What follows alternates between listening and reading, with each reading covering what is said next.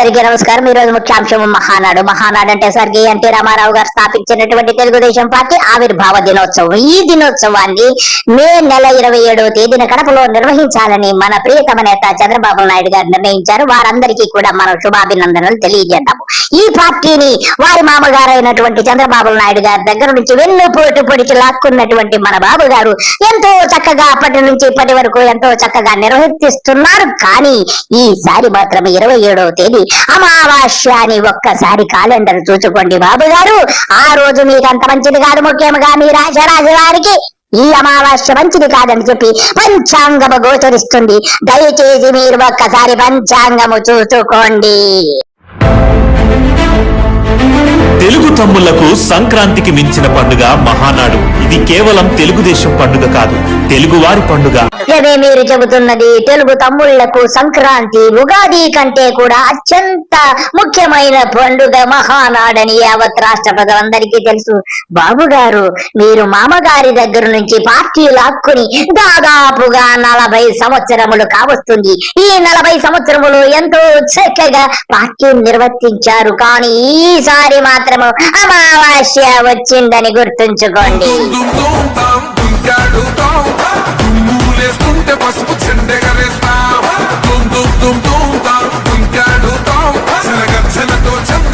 బాబు గారు ఎప్పుడు కూడా ఆయన వయసు 24 సంవత్సరములే కాబట్టి వారికి భజన గీతముతో ఈ మహానాడు స్వాగతం పలుకుతుంది. మీరు భజన మొదలు పెట్టండి. జయము జయము చంద్రన్న, జయమునేకు చంద్రన్న, నీకెవరో తిరగలేరయో.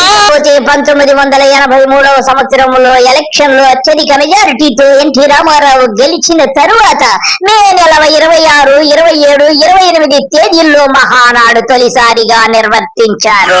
అటు తరువాత 1995వ సంవత్సరంలో స్వర్గీయ ఎన్టీ రామారావు గారు మామగారైనటువంటి రామారావు గారికి మన ప్రియతమ నేత నారా చంద్రబాబు నాయుడు వెన్నుపోటు పొడిచి పదవి చ్యుతుని చేసి పదవి పగ్గాలు చేపట్టి ఎంతో నిష్ఠాగరిష్ఠుడై అతడు అంతగాగని పార్టీలు లేకుండా అన్ని పార్టీలతోటి అంటకాగి ఇప్పటి వరకు ఎంతో చక్కగా పార్టీలో కొనసాగుతూ అతని పై చేయన్నట్టుగా అలాగే వాళ్ళ అబ్బాయిని కూడా పైకి తీసుకొచ్చినటువంటి ఘన చరిత్ర మా నారా చంద్రబాబు నాయుడు గారిది. ఇకపోతే ఈసారి మహానాడు అమావాస్య రోజు రావడం నాకు చాలా బాధగా ఉంది. తెలుగు జాతిని ప్రపంచానికే పరిచయం చేసిన 3 అక్షరాల పేరు ఎన్టీఆర్. బాబు గారు, మీరు చెప్పింది నిజమే. కానీ ఎన్టీ రామారావును వెన్నుపోటు పొడిచింది మీ నాన్నగారే కదా. ప్రజల కన్నీరు చెరిపింది ఎన్టీఆర్. ఢిల్లీకి తెలుగోడి పవర్ చూపించింది ఎన్టీఆర్. చంద్రబాబు గారు, అంతటి మహోన్నతమైన వ్యక్తిని మీ కుటుంబం అంటే నందమూరి కుటుంబము నారా కుటుంబము కలిసి కుట్రలు పన్ని ఆ మహానేత అంతము చూశారు. ఆయన చనిపోయే వరకు మీ నాన్నగారు నిద్రపోలేదన్న సంగతి నీకు తెలియదు. ఒక్కసారి మీ తాతగారి మాటల్లో నీవే విను చిన్నబాబు. చరిత్ర మరవదు, ఎప్పుడు జరిగింది. ఒకప్పుడు మరి మొఘల్ సామ్రాజ్యం టైంలో ఆ రోజున తండ్రిని జైల్లో పెట్టి అన్నంలో చంపించాడు ఔరంగజీబ్ అన్నారు. ఈనాడు అదే విధంగా చంద్రబాబు నాయుడు ఏ విధంగా తన తండ్రి లాంటి ఎన్టీ రామారావుకి ద్రోహం చేశాడు కేవలం పదవి కోసం. ఏ విధంగా ఆత్మని అమ్ముకున్నాడు, ఏ విధంగా మానవత్వాన్ని చంపుకున్నాడు అనేది నిదర్శనం. సాక్షాత్తు ఇది శాశ్వతంగా ఉంటుంది. మనిషి పోతాడేమో గాని ప్రజల మనస్సు పోదు, ఆలోచన పోదు, రికార్డు పోదు. అది శాశ్వతం. చిరబాబు గారు, మీ నాన్నగారిని స్వర్గీయ ఎన్టీ రామారావు గారు ఔరంగజేబుతో పోల్చారు, విన్నాం కదా. ఇకపోతే మీ నాన్నగారిలో ఎక్కడైనా మానవత్వము ఉంటుందేమో అని చూసారట, ఎక్కడ కనపడలేదన్నారు మీ తాతగారు. కానీ వాళ్ళు మానవత్వం ఎలా ఉంటుందేమో అని పరీక్షించాను నేను. మానవులం కాదు మేము, పశువులం.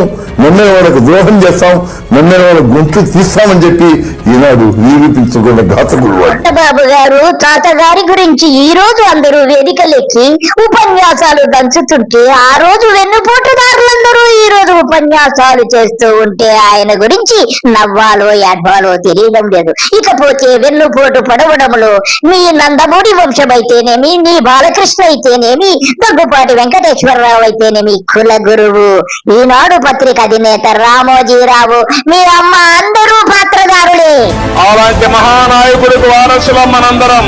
ఆ వారసత్వాన్ని భావి తరాలకు అందించే బాధ్యత మనందరిపైన ఉందని బాబు గారు వారసత్వాల గురించి ఎక్కువ మాట్లాడకండి. ఇలా మొసలి కన్నీరు కారుస్తుంటే స్వర్గంలో ఉన్నటువంటి మీ మామగారు ఆగ్రహానికి గురై మీరు పతనావస్థకు చేరుతారేమో అని నాకు భయముగా ఉంది. Please stop.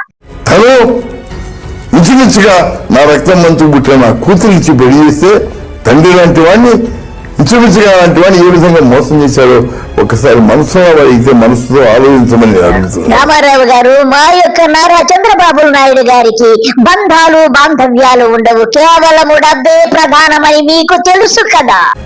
ఒక బృందంగా పెట్టుకుని ఏ విధంగా వాళ్ళతో చంద్రబాబు నాయుడు చేయి అనిపించుకుంటూ ఏ విధంగా సభకు వచ్చాడో ఒకసారి దాని సమాధానం చెప్పండి ప్రజలకు. రామారావు గారు, మీరు చెప్పింది నిజమే. ఆయన ఎప్పుడు చెక్క భజన చేయించుకుంటూనే ఉంటారు. అలాగే ప్రతి పార్టీతోనూ అంట కాగుతారు. మోడీతో అంట కాగారు, మోడీని తిట్టాడు, మళ్ళా మోడీతోనే పొగిడించుకున్నాడు. అంతటి మహానేత మా నారా చంద్రబాబు నాయుడు గారు. అప్పటికి ఇప్పటికీ ఎప్పటికీ ఆయన అలాగే ఉన్నారు. ఇకపోతే ఆయనకు అసలే బూతులు రావని చెబుతున్నారు. చెప్పండి బాబు గారు బూతుల గురించి. ఎప్పుడైనా బూతులు తిట్టానని అడుగుతున్నా. నేను అడుగుతున్నా ఒకే మాట, నీ తల్లి మొగుడిచ్చాడా? మీ అమ్మమ్మ మొగుడిచ్చాడా? మీ నాన్నమ్మ మొగుడిచ్చాడా? మీ జేజే తాత ఇచ్చాడా? ఎవడిచ్చాడు? ఒళ్ళు దగ్గర పెట్టుకుంటారా లేదా? మక్కర కొట్టిచ్చేస్తా. Be careful. బాబు గారు, మీకు అసలే బూతులు రావు, మరి వీటిని ఏమంటారు బాబు గారు? సుభాషితాలు అని అంటారేమో. ఎంత చక్కగా చెప్పారు బాబు గారు. You are great. ఇవాళ ప్రజల ముందు ఆయన ముఖ్యమంత్రి ఆయన అనుకుంటున్నారేమో. ప్రజలు ఏ విధంగా అనుకుంటున్నారు? జ్ఞానంతో కళ్ళు తీసి ఒక్కసారి చూడమనండి. ఒళ్ళు దగ్గర పెట్టుకుంటారా లేదా? మక్కర కొట్టిచ్చేస్తా. Be careful. నిజమే బాబు గారు, మీరు ఎవరి మక్కలైనా విరగొట్టించగలటువంటి సామర్థ్యము కలిగిన వారు. స్వయాన పిల్లనిచ్చిన మామగారి మక్కలే విరగొట్టిన వాడివి. నీకు ప్రజలు, నాయకులు, చోటా మోటా నాయకులు నీకొక లెక్క. ఎవరినైనా అంతమొందించడానికి నువ్వు ఎన్ని ప్రయత్నాలన్నీ చేస్తావని చెప్పి నీ యొక్క రాజకీయ జీవితాన్ని నేను కూడా 50 సంవత్సరాల నుంచి చూస్తున్నాను. నాకు కూడా బాగా తెలుసు అని చెప్పి నీకు నేను తెలియజేసుకుంటున్నాను. అలాగే నువ్వు పగ సాధించడంలో నీ అంతటి వాడు లేడు. నీ ముందు ఆ జర్మనీ హిట్లర్ కూడా దిగదుడిపే. అతను నియంత కావచ్చు గాని నియంత అయితే కాదు. స్వయాన పిల్లనిచ్చిన మామగారి యొక్క అంతాన్ని చూచిన నీవు ప్రజలొక లెక్క, నేనొక లెక్క, ఎవరూ లెక్క కాదు నీకు. ఇకపోతే నీకు కూడా ఒక సమయం వస్తుంది. 1000 గొడ్లు తిన్న రాబందు ఒక గాలి వానకు వెళ్ళిపోయినట్టుగా నీవు కూడా ఒక రోజు తప్పకుండా పదవిచ్యుతుడు అయిపోయి ఇప్పుడు ఎన్ని ఇబ్బందులు పెడుతున్నావో ప్రజలనైతేనేమి నాయకులనైతేనేమి అంతకంటే 100 రెట్లు నీవు అనుభవించక తప్పదు. ఈ మహానాడు సాక్షిగా ఆ యొక్క స్వర్గీయ ఎన్టీ రామారావు సాక్షిగా నేనందరికీ తెలియజేస్తున్నాను. అందరికీ నమస్కారము. బాయ్.